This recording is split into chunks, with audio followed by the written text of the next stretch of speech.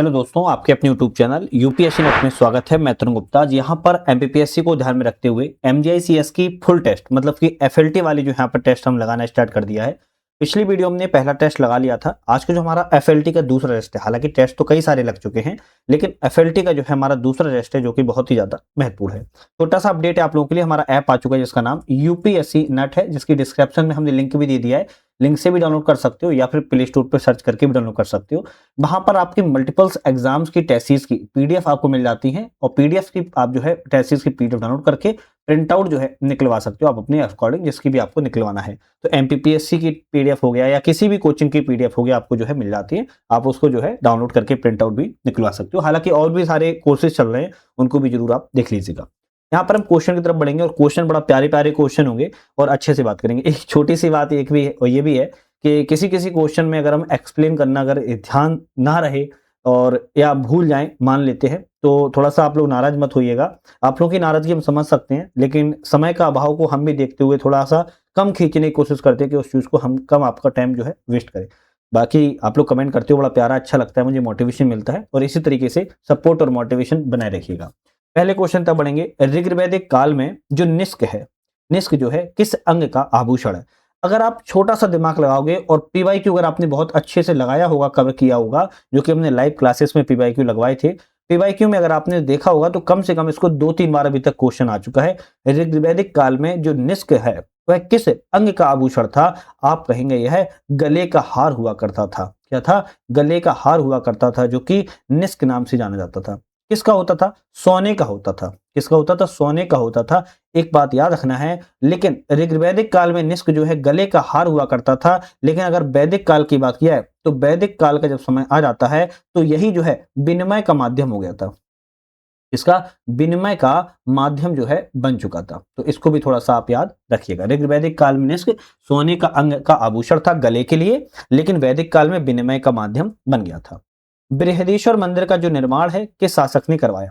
बृहदेश्वर मंदिर का निर्माण की बात की जा रही है तो आप कहेंगे 1010 ईस्वी में करवाया गया था, लेकिन किसने करवाया था? ऑप्शन है कि राजराज चोल प्रथम के द्वारा करवाया गया था। तो चोल शासक थे राजराज चोल के द्वारा बृहदेश्वर मंदिर का निर्माण करवाया गया है, जो कि शिव मंदिर के रूप में इसको जाना जाता है। कहां पर है?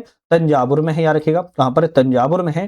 तंजावुर में बात किया तो तमिलनाडु राज्य में है, बना हुआ है और चोल कला का स्थापत्य कला के रूप में जाना जाता है।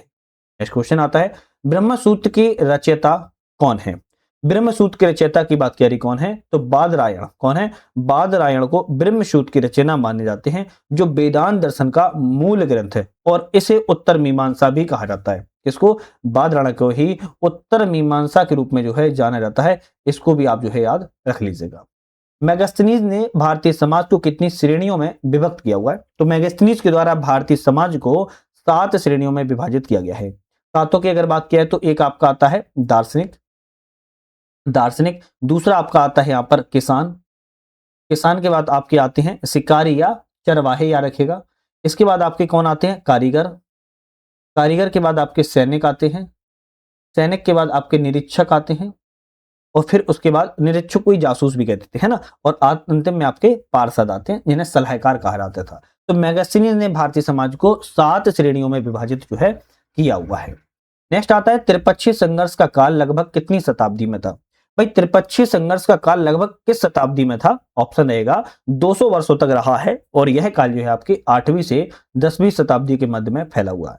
और त्रिपक्षीय संघर्ष कन्नौज को लेकर हुआ था, जिसमें गुर्जर प्रतिहारों के बीच में हुआ था। किसमें? गुर्जर प्रतिहारों के बीच में हुआ। और किसके बीच में हुआ? पाल के बीच में हुआ और आपके राष्ट्रकूटों के बीच में जो है माना जाता है। तो ये त्रिपक्षीय संघर्ष, 3 शासक की शक्तियां कन्नौज को आधिपत्य को लेकर लड़ी थी, जिसे त्रिपक्षीय संघर्ष कहा जाता है। 8वीं से 10वीं शताब्दी के बीच में लड़ा गया था। नेक्स्ट क्वेश्चन आता है, संताल विद्रोह जो कि 1855-56 में हुआ, लेकिन इसका नेतृत्व किसके द्वारा किया गया था? तो संथाल विद्रोह की शुरुआत जो है 30 जून 1855 को की गई थी और यह जो है आपको जो नेतृत्व जो है सिद्धू एवं कान्हू के नेतृत्व में जो है किया गया था, जिसे संताल विद्रोह के रूप में इसको जाना जाता है। ये मुर्मू वंश के 4 भाई थे। कौन थे? मुर्मू वंश के जो है 4 भाई थे, याद रखिएगा। मुर्मू वंश के 4 भाई थे आपकी, सिद्धू, कान्हू, चांद और भैरव, ध्यान रखिएगा। नेक्स्ट आता है, निम्नलिखित में से कौन सा यहाँ पर सही है? एक तरफ आंदोलन और संस्थापक है और यहाँ पर बात करी कौन सा? ऑप्शन करेक्ट है। जैसे बात की जाए ब्रह्म समाज की स्थापना राजा राम मोहन राय ने की, बिल्कुल बात ठीक है। आर्य समाज की स्थापना दयानंद सरस्वती ने की, ये भी करेक्ट है। सत्यशोधक समाज की स्थापना पंडिता रमाबाई ने नहीं की थी। सत्यशोधक समाज की स्थापना ज्योतिबाबाई फूले ने की थी। किसने की थी? ज्योतिबाबाई फूले के द्वारा जो है की गई थी, पुणे महाराष्ट्र में। तो ऑप्शन कहेंगे पहला और दूसरा सही था, जबकि तीसरा ऑप्शन यहां पर गलत था। नेक्स्ट क्वेश्चन की बात की जाए 1927 में साइमन कमीशन की नियुक्ति किस अधिनियम की समीक्षा के लिए की गई थी और यह अधिनियम किस वर्ष पारित हुआ था? तो यह अधिनियम की बात करें तो 1919 में पारित हुआ था, बी ऑप्शन करेक्ट है। नेक्स्ट क्वेश्चन की तरफ बढ़ते हैं। नेक्स्ट क्वेश्चन आता है 1932 में ब्रिटिश प्रधानमंत्री रैमजे मैकडोनाल्ड ने सांप्रदायिक पुरस्कार की घोषणा की। इसके विरोध में गांधी जी ने कौन सा कदम उठाया था? तो प्रधानमंत्री रैमजे मैकडोनाल्ड ने सांप्रदायिक पुरस्कार की तो घोषणा कर दी, लेकिन इसके विरोध में गांधी जी ने कौन सा कदम उठाया? आमरण अनशन का कदम जो है उठाया था, बी ऑप्शन करेक्ट है ना। और पूना जेल में जब गांधी जी थे वहीं पर आमरण अनशन पर बैठ गए थे, लेकिन जिसके चलते पूना पैक्ट जो है किया गया था। नेक्स्ट क्वेश्चन आता है हैदराबाद रियासत का भारत में विलय 1948 में हुआ, इस सैन्य कार्रवाई को किस नाम से जाना जाता है? हैदराबाद में भारत का रियासत 1948 में हुआ, बिल्कुल बात ठीक है, लेकिन इस सैन्य कार्रवाई हुई थी जिसे ऑपरेशन पोलो के तहत जो है जाना जाता है। नेक्स्ट क्वेश्चन आता है भोपाल रियासत की महिला शासकाओं का सही क्रम क्या है? तो भोपाल रियासत की जो महिला शासका है, सबसे पहले आपकी कुदसिया बेगम है। कुदसिया बेगम के बाद आपकी सिकंदर बेगम आती है। सिकंदर बेगम के बाद शाहजहां बेगम आती है और इसके बाद सुल्तान जहां बेगम आती है। कुदसिया बेगम के टाइम पीरियड की बात करें तो 1819 से लेके 1837 टाइम पीरियड है। सिकंदर बेगम की बात करें तो 1844 से लेके 1868 इनका टाइम पीरियड है। शाहजहां बेगम की बात की जाए 1868 से लेके 1901 टाइम पीरियड है। और सुल्तान जहां बेगम की बात करें तो 1901 से लेके 1926 तक इनका टाइम पीरियड रहा है। तो बी ऑप्शन आपका करेक्ट है। 1857 के विद्रोह के संबंध में निम्नलिखित कथनों पर विचार करें और उपयुक्त में से कौन सा ऑप्शन करेक्ट है? जैसे नीमच छावनी का विद्रोह 3 जून 1857 को हुआ, करेक्ट है। महू छावनी इंदौर का विद्रोह 1 जुलाई 1857 को हुआ, ये भी सही है। शिवपुरी छावनी का विद्रोह 20 जून 1857 को हुआ, ये भी करेक्ट है। मुरार छावनी का विद्रोह ग्वालियर में 14 जून 1857 को हुआ, ये भी करेक्ट है। तो ऑप्शन जो है डी वाला रहेगा, क्योंकि सभी आपके जो विद्रोह है वो सही है। निम्नलिखित कथनों में कौन सा ऑप्शन असत्य? गलत ऑप्शन यहाँ पर कौन सा है? कंदरिया महादेव का मंदिर छतरपुर जिले में है, बिल्कुल बात ठीक कही जा रही है। तेली का मंदिर ग्वालियर किले के अंदर है, ये भी करेक्ट है। महाकालेश्वर मंदिर नर्मदा नदी के तट पर, महाकालेश्वर मंदिर नर्मदा नदी नहीं बल्कि क्षिप्रा नदी के तट पर जो है बना हुआ है और महाकुंभ मेले का आयोजन जो है लगता है 2028 में लगेगा। तो ऑप्शन सी वाला गलत है। खजराना गणेश मंदिर इंदौर में स्थित है, ये भी आपका ऑप्शन करेक्ट है। ऑप्शन सी वाला गलत था। सांची स्तूप के संबंध में कौन सा ऑप्शन यहाँ पर सही है, विचार करना है। बात की जाए सांची स्तूप का निर्माण सम्राट अशोक ने करवाया था, ये तो करेक्ट है। सांची स्तूप को यूनेस्को की सूची में 1986 में शामिल किया गया। 1986 में शामिल नहीं किया गया था, बल्कि 1989 में शामिल किया गया था। कब? 1989 में सांची स्तूप को आपका शामिल किया गया था, याद रखिएगा, है ना। नेक्स्ट यहाँ पर और देख लेंगे। और सांची में भगवान बुद्ध के प्रमुख शिष्यों के अवशेष रखे गए हैं। पूछ रहा है कौन सा ऑप्शन गलत है, तो हमने आपको दूसरा वाला ऑप्शन बताया था, जो कि यूनेस्को को सांची स्तूप को यूनेस्को ने 1989 में जो है शामिल किया हुआ था, ना कि 1986 में शामिल किया था। नेक्स्ट आता है एक तरफ शिल्पकला है, दूसरी तरफ क्षेत्र है, और यहाँ पर कौन सा ऑप्शन मिलान करना है। जैसे बात किया है सुपारी शिल्प की बात किया है तो रीवा से संबंधित है। नंदना प्रिंट की बात किया नीमच एवं मंदसौर से संबंधित है। खराद शिल्प की बात किया शिवपुर मुरैना से संबंधित है। दरी की बात की जाए आपके अलीराजपुर सीधी से संबंधित है। ऑप्शन यहाँ पर आपका ए वाला करेक्ट हो जाता है। सदाचार का ताबीज किस साहित्यकार की रचना है? सदाचार का ताबीज की बात किया है हरिशंकर परसाई की रचना है। अगरिया, सोलहस, ओझा आदि मध्य प्रदेश की किस जनजाति की उपजातियां हैं? अगरिया, सोलहस और ओझा जो है मध्य प्रदेश की किस जनजाति की उपजातियां हैं? आप कहेंगे गोंड जनजाति की उपजातियों के तौर पर इनको जो है जाना जाता है। नेक्स्ट आता है, और गोंड जो है मध्य प्रदेश की दूसरी सबसे बड़ी जनजाति है, याद रखिएगा। वर्ष 2022 में पद्मश्री से सम्मानित मध्य प्रदेश के किस कलाकार का निधन 8 अप्रैल 2025 को हुआ है? तो 8 अप्रैल 2025 को ऐसे कौन से कलाकार है जिनका निधन हुआ? आप कहेंगे राम सहाय पांडे का निधन जो है अभी हाल ही में हो गया है। ग्वालियर किले में सहस्त्रबाहु मंदिर का निर्माण किस राजवंश ने करवाया था? तो ग्वालियर के किले में ग्वालियर के किला होगा, जिला नहीं होगा, चलो जिला भी ठीक है। ग्वालियर के किले में सहस्त्रबाहु मंदिर का निर्माण किस राजवंश के राजा ने करवाया? तो आप कहेंगे जो सहस्त्रबाहु मंदिर है, जैसे सास बहु मंदिर के रूप में भी जाना जाता है, कौन से? सास बहु मंदिर के रूप में भी जाना जाता है और इसका निर्माण कच्छप घात राजवंश के राजा महिपाल के द्वारा करवाया गया था। तो ऑप्शन रहेगा ए, कच्छप घात राजवंश के राजा महिपाल ने इसका जो है निर्माण करवाया था। अगर आ जाए कब करवाया था, तो 1093 में करवाया था। आ जाए भगवान किसको समर्पित है, भगवान विष्णु को यह मंदिर समर्पित है, याद रखिएगा। ठीक है, नेक्स्ट क्वेश्चन आता है, असत्य कथन का चयन करना है। ढोला मारू गीत बघेलखंड में गाए जाते हैं। तो ढोला मारू गीत की बात किया मध्य प्रदेश में मालवा और निवाड़ क्षेत्र में गाए जाते हैं, ना कि आपके कहां पर, बघेलखंड में। तो मालवा या आप कह सकते हो कि बुंदेलखंड क्षेत्र में जो है आपके गाए जाते हैं। ऑप्शन ए वाला गलत हो गया। गम्मत निमाड़ अचल में होने वाला लोक नाट्य है, तो आप कहेंगे ये तो ठीक बात है। और ऑप्शन देख लेते हैं यहाँ पर, करहुल नृत्य भील जनजाति नृत्य करती है, बिल्कुल करेक्ट है। चटकोरा नृत्य कोरकू जनजाति का प्रमुख नृत्य, ये भी करेक्ट है। तो ऑप्शन यहाँ पर पहला वाला गलत था, जो कि हमने आपको बताया है। ढोला मारू गीत मालवा निमाड़ एवं बुंदेलखंड क्षेत्र में होता है, ना कि बघेलखंड में। निम्नलिखित कथनों में कौन सा कथन सही, एक तरफ पर्वत श्रेणी है, दूसरी तरफ विशेषता है। जैसे बात की जाए यहाँ पर सतपुड़ा नर्मदा और ताप्ती नदी के मध्य में है, करेक्ट है। अरावली अवशिष्ट पर्वत का उदाहरण है, सही है। पश्चिमी घाट सह्याद्री के नाम से भी प्रसिद्ध है, करेक्ट है। जब तीनों ही ऑप्शन सही है तो डी वाला यहाँ पर जो है आपका सही हो जाएगा। नेक्स्ट आता है, यमुना नदी के बारे में कौन सा ऑप्शन जो है सही है। यमुना नदी के बारे में बात की जा रही है, इसका उद्गम मानसरोवर झील से होता है। भाई इसका उद्गम मानसरोवर झील से नहीं होता है। गंगा नदी की सबसे बड़ी सहायक नदी है, बिल्कुल बात सही है। यह प्रयागराज में गंगा से मिलती है, ये भी करेक्ट है। तो बी और सी ऑप्शन आपका यहाँ पर जो है सही है। अब यमुना नदी का उद्गम की बात किया तो यमुनोत्री हिन्द के बंदरपूछ चोटी से आपकी उत्तराखंड से होता है, ध्यान रखना है। और यमुना नदी की कुल लंबाई की बात किया है तो 1385 किलोमीटर है। निम्नलिखित कथनों पर विचार करना है, सही ऑप्शन यहाँ पर कौन सा है। अल नीनो प्रशांत महासागर के पूर्वी भाग में समुद्री सतह के तापमान में असामान्य वृद्धि करता है, बिल्कुल बात ठीक कही जा रही है। इसका प्रभाव भारतीय मानसून को प्रबल करता है, क्या ये सही है। तो हम कहेंगे भाई भारतीय मानसून को प्रभाव को क्या करता है, कमजोर कर देता है, ना कि प्रबल करता है। तो यह कहेंगे कमजोर करता है, ध्यान रखिएगा। तो दूसरा गलत है। यह घटना सामान्यतः 5 से 7 वर्षों में घटित होती है, ये भी करेक्ट है। तो पहला और तीसरा सही है, तो यहाँ पर ऑप्शन सी वाला हो जाएगा, जबकि दूसरा ऑप्शन गलत है। उत्तर से दक्षिण की ओर की पहाड़ियों का सही क्रम क्या है। तो उत्तर से दक्षिण भारत की पहाड़ियों का सही क्रम की बात की जा रही है, तो नल्लामलाई, जावदादी, नीलगिरी और अन्नामलाई। तो ए ऑप्शन यहाँ पर सही है ना। नल्लामलाई की पहाड़ियां आपके आंध्र प्रदेश में है, जबकि जावदी की पहाड़ियां तमिलनाडु में है। नीलगिरी की पहाड़ियां पूर्वी पश्चिमी घाट में सम्मेलन में है और अन्नामलाई की पहाड़ियां केरल तमिलनाडु की सीमा पर है। नेक्स्ट आता है, कोलेरू झील के संबंध में कौन सा कथन सही है। तो कोलेरू झील आंध्र प्रदेश में स्थित है, करेक्ट है। कृष्णा एवं गोदावरी नदियों के मध्य में है, बिल्कुल बात ठीक है। खारे पानी की झील नहीं, खारे पानी की झील नहीं है, यह मीठे पानी की झील है। तो ऑप्शन कहेंगे हम जो है तीसरा वाला गलत है, केवल पहला और दूसरा ऑप्शन यहाँ पर सही है। चलिए नेक्स्ट क्वेश्चन की बात कर लेते हैं। नेक्स्ट क्वेश्चन आता है, भारत में दलहन उत्पादक राज्य कौन से हैं। भारत में दलहन उत्पादन राज्य, दालों के मामले में पूछ रहा है कि भारत में दलहन उत्पादक राज्य कौन से हैं। मध्य प्रदेश, महाराष्ट्र, उत्तर प्रदेश और राजस्थान, ये चारों राज्य आपके मध्य प्रदेश में दलहन उत्पादन के राज्य के रूप में जाने जाते हैं। द्वितीय हरित क्रांति का मुख्य उद्देश्य क्या है। जो दूसरी हरित क्रांति आ रही है उसका उद्देश्य क्या है। तो पूर्वी भारत में कृषि विकास को प्रोत्साहन देना, ये सबसे बड़ा जो है आपका द्वितीय हरित क्रांति का उद्देश्य है, जिसमें क्षेत्रीय विकास पर ध्यान जो है दिया जा रहा है। भारत में अंतर्राष्ट्रीय सौर गठबंधन ISA, Indian international solar alliance का मुख्यालय कहां पर है। आप कहेंगे आपके अंतर्राष्ट्रीय सौर गठबंधन ISA का मुख्यालय आपके कहां पर है, गुरुग्राम में स्थित है। ध्यान रखना है इसकी स्थापना भारत और फ्रांस के द्वारा 30 नवंबर 2015 को जो है की गई थी। ठीक है, नेक्स्ट आता है, अक्टूबर 2025 में आए चक्रवात शक्ति कहां पर विकसित हुआ था। तो चक्रवात शक्ति अक्टूबर 2025 में आया था, अरब सागर में यह विकसित हुआ था, याद रखना है।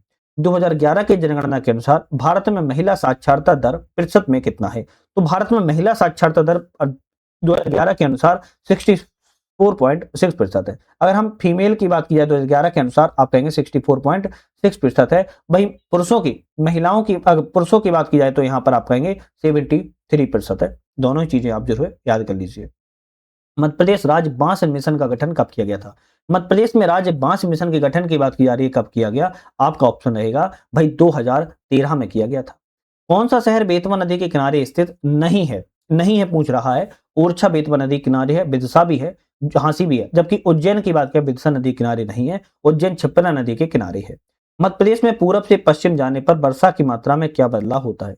अगर आप मध्य प्रदेश में पूरब से पश्चिम की ओर चलते हैं तो क्या बदलाव होगा, आप कहेंगे तो क्या प्रभाव होगा। आप कहेंगे वर्षा की मात्रा पूरब से पश्चिम की ओर जाने पर क्या हो जाएगी, कम होती जाएगी। ध्यान रखिएगा, ए ऑप्शन करेक्ट है, वर्षा की मात्रा कम होती जाती है।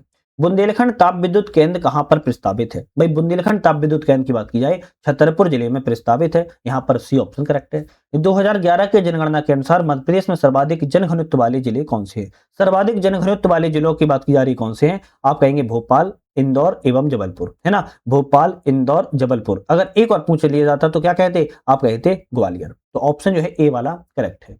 मृगयानी एम्पोरियम की स्थापना कब की गई? मृगयानी एम्पोरियम की स्थापना बात की रही कब की गई? आप कहेंगे 1961 में की गई थी, 1961 में की गई थी। बी ऑप्शन करेक्ट है। नेक्स्ट आता है मध्य प्रदेश में बॉक्साइट किन जिलों में पाया जाता है? मध्य प्रदेश में बॉक्साइट की बात की जा रही है अनूपपुर, बालाघाट, शहडोल जिले में पाया जाता है। ए ऑप्शन करेक्ट है ना। अनूपपुर, बालाघाट, शहडोल जिले में पाया जाता है। ऑप्शन आपका जो है ए वाला सही है। बात की जा रही है मध्य प्रदेश के किस क्षेत्र में लाल पीली मिट्टी की प्रमुख रूप से पाई जाती है? भाई लाल पीली मिट्टी मध्य प्रदेश में कह रहा है बघेलखंड एवं बुंदेलखंड क्षेत्र में सबसे बढ़िया तरीके से लाल पीली मिट्टी जो है पाई जाती है, जिसमें गेहूं, धान और तिल फसलों को जो है उगाया जाता है। नेक्स्ट क्वेश्चन बात की जाए पुनासा बांध मध्य प्रदेश की किस नदी पर है? भाई पुनासा बांध मध्य प्रदेश में नर्मदा नदी पर स्थित, याद रखिएगा। पुनासा बांध या जिसे हम इंदिरा सागर बांध भी या परियोजना के नाम से भी जानते हैं, कौन सी? इंदिरा सागर परियोजना। इंदिरा सागर परियोजना नर्मदा नदी पर स्थित है और मध्य प्रदेश के खंडवा जिले में पुनासा नदी पर जो है स्थित है ना। खंडवा जिले में है, पुनासा नदी पर है और यहाँ पर जल विद्युत क्षमता 1000 मेगावाट जो है बताई जा रही है। गांधी सागर परियोजना किन दो राज्यों की संयुक्त परियोजना है? गांधी सागर परियोजना की बात की जाए मध्य प्रदेश एवं राजस्थान, किसकी है? मध्य प्रदेश एवं राजस्थान की संयुक्त रूप से परियोजना है। निम्नलिखित कथनों पर विचार करें। संविधान सभा की प्रथम बैठक 9 दिसंबर 1946 को की गई थी, ठीक बात है। दूसरा ऑप्शन क्या कहता है? इस बैठक की अध्यक्षता सच्चिदानंद सिन्हा ने की थी। क्या ये सही है? हम कहेंगे बात ठीक है, दोनों ऑप्शन ठीक है अभी तक। तो मुस्लिम लीग ने इस बैठक में भाग लिया नहीं, मुस्लिम लीग ने इस बैठक में भाग नहीं लिया था, केवल पहला और दूसरा ऑप्शन यहाँ पर सही थे। नेक्स्ट आता है भारत के राष्ट्रपति को उसके पद से हटाया जा सकता है, किस आधार पर? संसद के द्वारा हटाया जा सकता है। जब किस आधार पर? महाभियोग के द्वारा। और महाभियोग कब लाया जाता है? आर्टिकल 61 के तहत जो है महाभियोग लगाया जाता है, तब महाभियोग चलाने पर ही राष्ट्रपति को हटाया जाता है। अगर संसद द्वारा महाभियोग के माध्यम से अगर पारित हो जाता है तब, ऐसे नहीं है कि मन किया महाभियोग लगा दिया, उसको वैध आपके आधार भी होने चाहिए। खैर, निम्नलिखित में से कौन सा राज्य एवं लोकसभा सीटों की संख्या सम्मिलित नहीं? मतलब गलत ऑप्शन। उत्तर प्रदेश में 80 है, करेक्ट है। महाराष्ट्र में 48 है, सही है। बिहार में 42 नहीं है, बिहार में 40 है और पश्चिम बंगाल में 42 है, करेक्ट है। सी ऑप्शन यहाँ पर आपका गलत था। सर्वोच्च न्यायालय के न्यायाधीशों की संख्या में वृद्धि करने की शक्ति किसमें है? भाई सर्वोच्च न्यायालय में अगर वृद्धि करना हो न्यायाधीशों की, संसद के पास जो है शक्ति है, याद रखिएगा। किसके पास है? संसद के पास शक्ति है। चलिए नेक्स्ट क्वेश्चन देख लेते हैं। 105वां संविधान संशोधन अधिनियम 2021 का संबंध किससे है? तो 105वां संविधान संशोधन अधिनियम 2021 वाला आया था, इसमें राज्यों को ओबीसी सूची निर्धारण करने की शक्ति पुनः प्रदान कर दी गई है। ये ऑप्शन आपका बी ऑप्शन करेक्ट है। निम्नलिखित में से कौन सा ऑप्शन सम्मिलित नहीं है? सम्मिलित नहीं है बात की जा रही है। शिक्षा का अधिकार आर्टिकल 21 के काम में है, करेक्ट है। उपाधियों का निषेध आर्टिकल 18 में है, ये भी ठीक है। धार्मिक मामलों की प्रबंधन की स्वतंत्रता की बात की है, 27 में नहीं है। आप कहेंगे धार्मिक कार्यों के प्रबंधन की स्वतंत्रता आर्टिकल 26 में है, तो आपका सी ऑप्शन तो गलत हो गया। मानव के दुर्व्यापार पर प्रतिबंध आर्टिकल 23 में है, ये भी ऑप्शन आपका सही है। नेक्स्ट आता है किस वर्ष से नियंत्रक महालेखा परीक्षक का कार्य केंद्र सरकार में केवल सरकारी लेखा तक सीमित कर दिया गया है? तो कब से कर दिया गया है सीमित? आपका ऑप्शन रहेगा 1976 से सीमित जो है कर दिया गया है।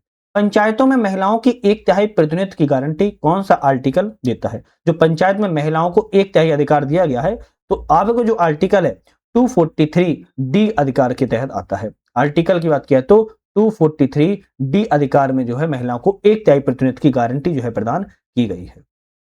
कौन से मध्य प्रदेश के राज्यपाल ऐसे रहे हैं जो 2 बार लोकसभा के अध्यक्ष बने, बाद में राज्यपाल भी नियुक्त किए गए हैं? बलराम जाखड़। बलराम जाखड़ जो ऐसे व्यक्ति हैं जो मध्य प्रदेश के राज्यपाल के साथ साथ 2 बार लोकसभा के अध्यक्ष और बाद में राज्यपाल भी बने गए। सीएम हेल्पलाइन की शुरुआत किस माह या वर्ष में की गई है? सीएम हेल्पलाइन की शुरुआत की बात करें तो सीएम हेल्पलाइन नंबर 181 है और इसकी शुरुआत जुलाई 2014 में की गई थी। आपका आप कहेंगे बी ऑप्शन करेक्ट है। निम्नलिखित कथनों में कौन सा संयुक्त भौगोलिक संकेतक है? दूसरे उनके क्षेत्र। कौन सा भौगोलिक संकेतक के क्षेत्र से संबंधित है? धातु शिल्प दतिया टीकमगढ़ से संबंधित है, करेक्ट है। महेश्वरी शिल्प खरगोन से संबंधित है, सही है। लोहे शिल्प डिंडोरी जिले से संबंधित, सही है। रियाबन लहसुन मंदसौर से नहीं है, रियाबन लहसुन की बात किया तो रतलाम से संबंधित है। किसमें? रतलाम जिले से संबंधित है, तो डी ऑप्शन तो गलत था, जबकि 1, 2, 3 ऑप्शन सही है। टिहरी जिले के किस उत्पाद को एक जिला एक उत्पाद के अंतर्गत शामिल किया गया है? भाई सीधी जिले के किस उत्पाद को वन डिस्ट्रिक्ट वन प्रोडक्ट में शामिल किया गया है? तो सीधी जिले के पंजादरी कालीन को जो है वन डिस्ट्रिक्ट वन प्रोडक्ट में शामिल किया गया है। मध्य प्रदेश के संदर्भ में कौन सा ऑप्शन असत, मतलब कि गलत ऑप्शन यहाँ पर कौन सा है? स्टार्टअप नीति 2022 के तहत स्टार्टअप में 114% की वृद्धि की गई है मध्य प्रदेश में, करेक्ट है। महिलाओं के नेतृत्व वाले स्टार्टअप में 136% की बढ़ोतरी दर्ज की गई है, ये भी करेक्ट है। मध्य प्रदेश सरकार ने वर्ष 2025 में उद्योग वर्ष के रूप में घोषित जो है किया हुआ है, ये भी करेक्ट है। तो आप कहेंगे उपयुक्त में से कोई नहीं, तो डी ऑप्शन ही रहेगा, क्योंकि भाई यहाँ पर कोई भी ऑप्शन जो है गलत नहीं है। मुख्यमंत्री सीखो कमाओ योजना पात्र युवाओं की आयु सीमा क्या है? भाई मुख्यमंत्री सीखो कमाओ योजना में जो आपकी कह रही है कि पात्र युवाओं की आयु क्या है, इसकी बात की जा रही है। तो आप आयु की बात अगर यहां पर की जाए, मुख्यमंत्री सीखो कमाओ योजना के तहत 18 से 29 वर्ष की आयु को जो है रखा गया है। कितना? 18 से 29 वर्ष की आयु को। मध्य प्रदेश में कृषि में समस्त ग्रामों की उर्वरता मानचित्र तैयार करने के लिए किस प्लेटफॉर्म को उपयोग किया जा रहा है? तो कृषि में समस्त ग्रामों की उर्वरता मानचित्र को तैयार करने के लिए, मैपिंग करने के लिए बात कर रही है, तो आप कहेंगे एग्री जीआईएस पोर्टल का लॉन्च जो है किया गया है। क्या नाम से है? एग्री जीआईएस पोर्टल को जो है लॉन्च यहां पर किया गया है, और मानचित्रीकरण जो है करने के लिए। नेक्स्ट क्वेश्चन आता है, कौन सा जीआई टैग उत्पाद सही सम्मिलित है? जैसे गौण चित्रकला डिंडोरी सम्मिलित है, ये तो करेक्ट है। बाघ प्रिंट की बात किया तो उज्जैन से नहीं, धार जिले से संबंधित है। महेश्वरी सिल्क की बात किया तो भोपाल से नहीं, खरगोन जिले से संबंधित है। वहीं बात की जाए चंदेरी फैब्रिक की तो इंदौर से नहीं, अशोकनगर जिले से संबंधित है। तो केवल आपका ऑप्शन पहला वाला सही था, बाकी ऑप्शन यहाँ गलत थी। भारत की प्रथम आयात निर्यात नीति किस अवधि की लिए लागू की गई थी? तो भारत की प्रथम जो आयात निर्यात नीति है वह आपकी 1992 से 1997 अवधि के लिए आपकी घोषित जो है की गई थी। रेपो रेट बढ़ाने का मुख्य उद्देश्य क्या होता है? जो आपकी क्या किसकी बात की जा रही है? बात की जा रही है कि रेपो रेट जो होता है, रेपो रेट की अगर वृद्धि करी जाती है तो क्या मतलब होता है? महंगाई को नियंत्रित करना होता है, तब रेपो रेट को जो है बढ़ाया जाता है। अब इस डिटेल से तो आप लोगों ने अच्छे से पढ़ा होगा, है ना, इकोनॉमी में। निम्नलिखित में से आसियान का सदस्य नहीं है। आसियान का कौन सा सदस्य नहीं है? तो आप कहेंगे थाईलैंड है, लाओस है, वियतनाम भी है। जबकि जापान की बात किया तो जापान एक साझेदार देश में आता है, जबकि सदस्य देश के रूप में नहीं जाना जाता है। सतत विकास लक्ष्य हैं और दूसरी तरफ उद्देश्य है। कौन सा सतत विकास लक्ष्य किस उद्देश्य से संबंधित है? जैसे सतत विकास लक्ष्य 2 की बात किया है, भुखमरी की समाप्ति और सुरक्षा पोषण से संबंधित है, यहाँ पर बी से मिलाएंगे। सतत विकास 6 की बात की जाए, आप कहेंगे सभी के लिए स्वच्छ जल, स्वच्छता की उपलब्धता संबंधित है, ए से मिला देंगे। सतत विकास 8 की बात की जाए, सतत आर्थिक विकास एवं सम्मानजनक रोजगार संबंधित है। और सतत विकास 10 देशों के भीतर एवं देशों के बीच असमानताओं कमी करने संबंधित है, तो यहाँ पर डी से मिला देंगे। ऑप्शन जो यहाँ पर रहेगा वो ए वाला ऑप्शन यहाँ पर जो है आपका करेक्ट हो जाएगा, याद रखिएगा।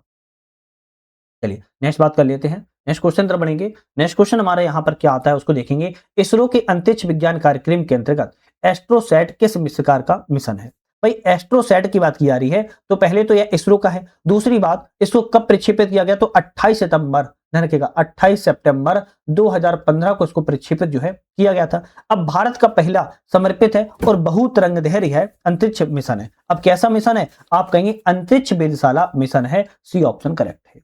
भारत के संदर्भ में BS6 मानक का उद्देश्य क्या है? तो BS6 क्या है? BS का मतलब होता है भारत स्टेज। क्या मतलब होता है? भारत स्टेज। भारत स्टेज 6 का मानक क्या है? तो वाहन उत्सर्जन में कमी करना, जो प्रदूषण वायु प्रदूषण होता है उसको कम करने संबंधित है BS6। निम्नलिखित में से कौन सा एगो यहाँ पर गलत है? गलत ऑप्शन की बात कर रहा है। लाइकेन जैव के सूचक होते हैं, सही है। पैन द्वितीय प्रदूषक होते हैं, करेक्ट है। SO2 दम घोटू गैस नहीं, SO2 दम घोटू गैस नहीं होते हैं। जो दम घोटू गैस होते हैं कार्बन मोनोऑक्साइड होते हैं, जिसे हम क्या कहते हैं? CO कहते हैं, याद रखिएगा। तो सी ऑप्शन यहाँ पर गलत है। CO जो होते हैं प्राथमिक प्रदूषक होते हैं, ये भी ऑप्शन आपका करेक्ट है। तो यहाँ पर सी ऑप्शन जो है आपका सही नहीं था। नेक्स्ट क्वेश्चन की तरफ बढ़ देते हैं। नेक्स्ट क्वेश्चन आता है, निम्नलिखित में से कौन सा सही सम्मिलित है? तो यहाँ बात क्या रही है? SDG 4। SDG 4 गुणवत्तापूर्ण शिक्षा सम्मिलित है, बिल्कुल ठीक है। SDG 5 की बात की जाए, लैंगिक समानता सम्मिलित है, तो ये सही मिलान नहीं है। SDG 6 की बात की जाए, SDG 6 जो होता है स्वच्छ जल, क्या है? स्वच्छ जल एवं स्वच्छता से संबंधित है। SDG 7 की बात की जाए तो सस्ती एवं स्वच्छ ऊर्जा से संबंधित है। तो यहां पर भी आपका ऑप्शन कहेंगे केवल पहला वाला ही करेक्ट था। निम्नलिखित पर विचार करना है, कौन सा ऑप्शन यहाँ पर असत, गलत ऑप्शन यहाँ पर जो है कौन सा है, देख लेते हैं। 10% नियम के अनुसार 90% ऊर्जा अगले ट्रॉपिक स्तर को स्थानांतरित होती है। पूरा उल्टा लिखा है ना। 90% ऊर्जा की जगह केवल 10% ऊर्जा जो है स्थानांतरित होती है, 90% ऊर्जा स्थानांतरित जो है नहीं होती है। तो पहला वाला गलत हो गया। यह सिद्धांत रेमंड लिंडमैन के द्वारा जो है दिया गया था। क्या ये सही है? आप कहेंगे ये तो सही है, जबकि पहला वाला गलत है, तो हम कहेंगे ए ऑप्शन ही रहेगा, पहला गलत है, दूसरा ऑप्शन यहाँ पर जो है सही है।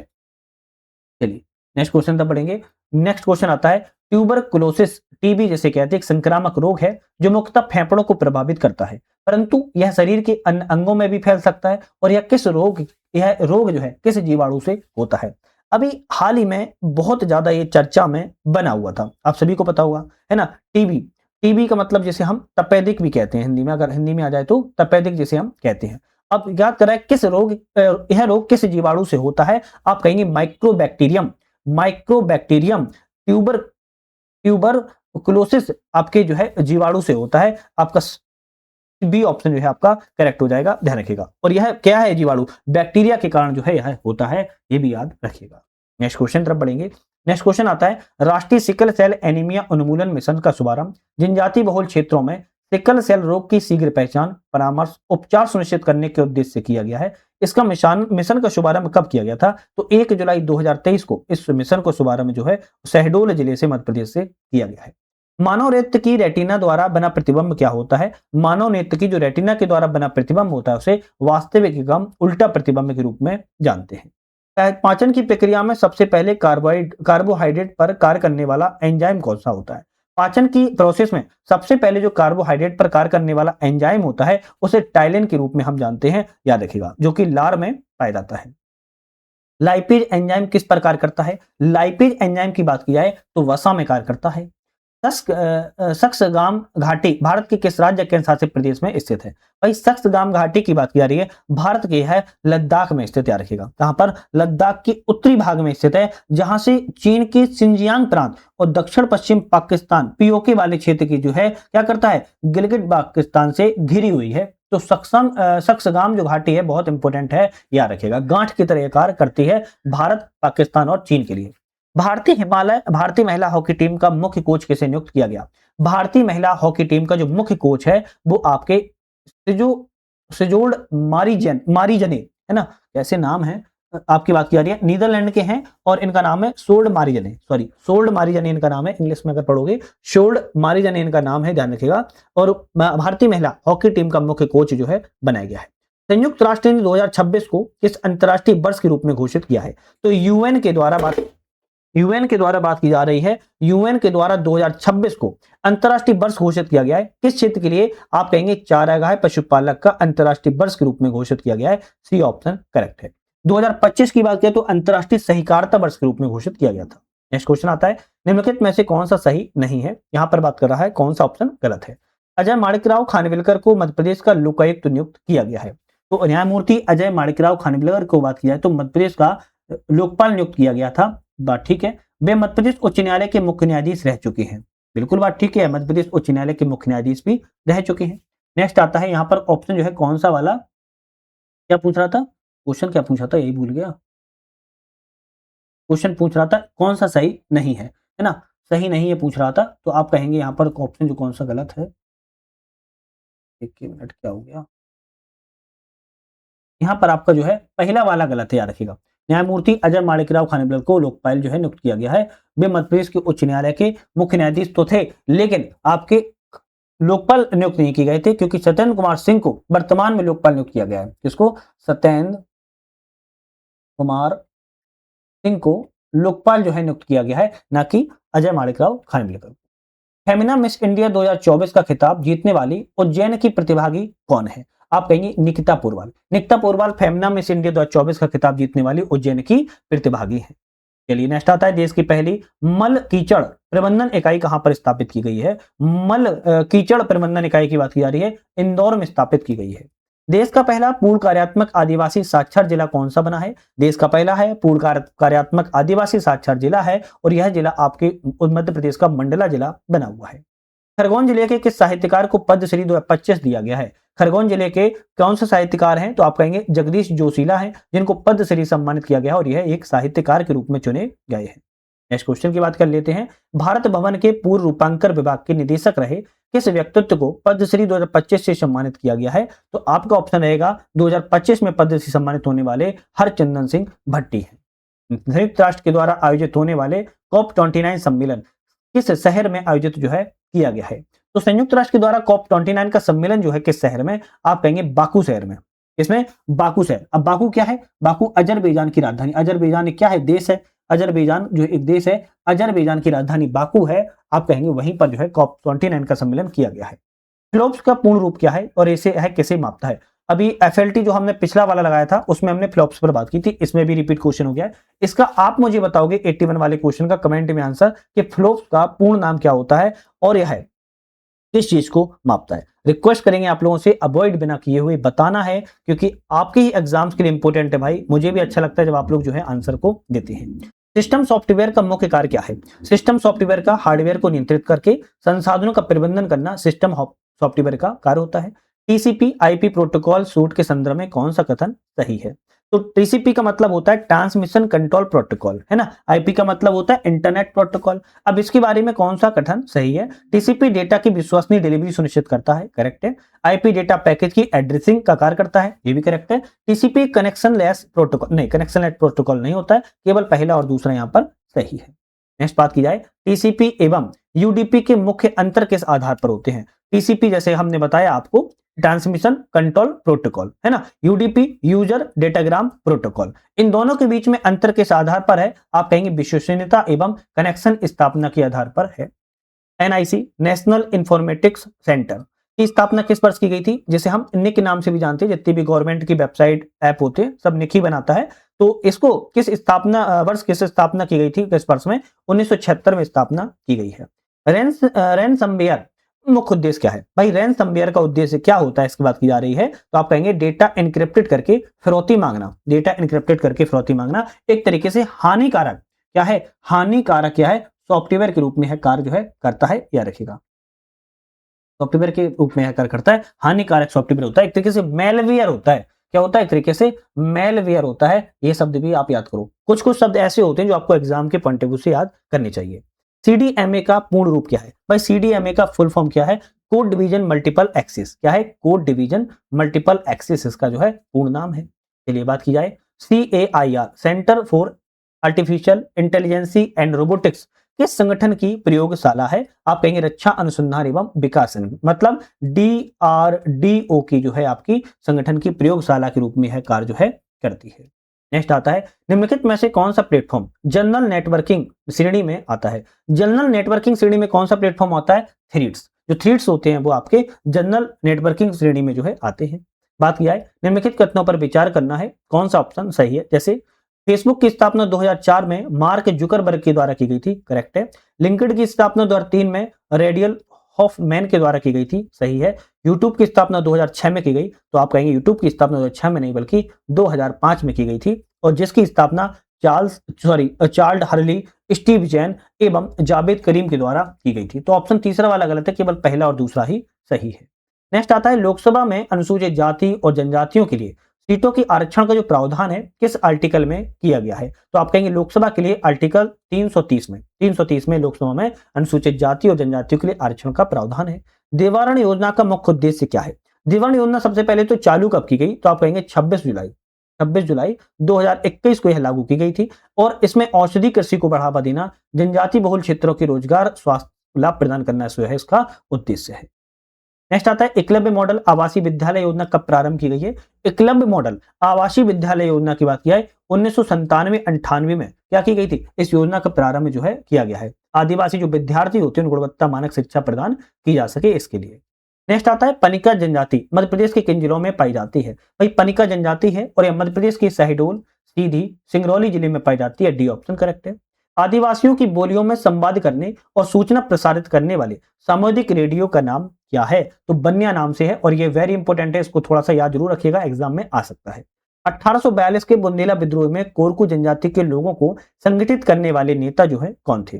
तो बुंदेला विद्रोह में कोरकू जनजाति को संगठित करने वाले नेता की बात की जा रही है, तो आप कहेंगे निहाल सिंह नेता थे। नेक्स्ट क्वेश्चन आता है, भाडम गुन्नुशाही नृत्य का संबंध मध्य प्रदेश के किन जिलों में है? भाडम और गुन्नुशाही नृत्य का संबंध मध्य प्रदेश के आप कहेंगे छिंदवाड़ा एवं जबलपुर जिले से इसका जो है संबंध है। इसके बाद आता है, निम्नलिखित में कौन सा युग्म यहाँ पर सही है? जैसे टंटैया भील की बात किया तो खंडवा जिले से संबंधित है। ना, खंडवा जिले से संबंधित है। भीमा नायक की बात किया तो बड़वानी जिले से संबंधित है, बिल्कुल सही है। विष्णु सिंह उइके की बात की जाए तो बैतूल जिले से संबंधित है। और बादल भोई की बात किया तो छिंदवाड़ा जिले से संबंधित है। तो ऑप्शन जो है यहाँ पर केवल बी ऑप्शन सही था, बाकी ऑप्शन गलत थे।